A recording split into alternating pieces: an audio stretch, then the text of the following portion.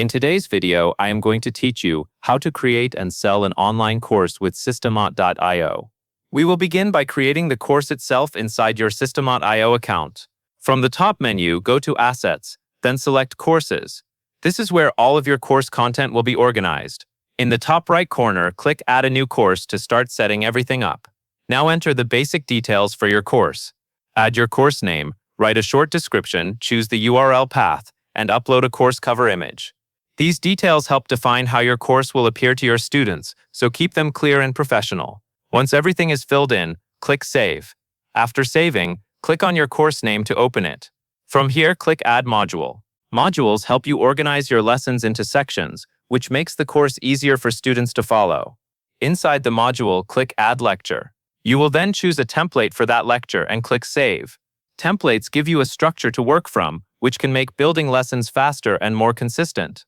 Next, click the Edit icon, shown as a magic wand, on the lecture you want to customize. This opens the course editor where you can design your lesson content. You can arrange the material in a way that is simple and engaging for your students. When you are done editing, click Save Changes and then exit the editor. With the course content in place, the next part is setting up a way to sell it. Go to Funnels from the top menu and click Create.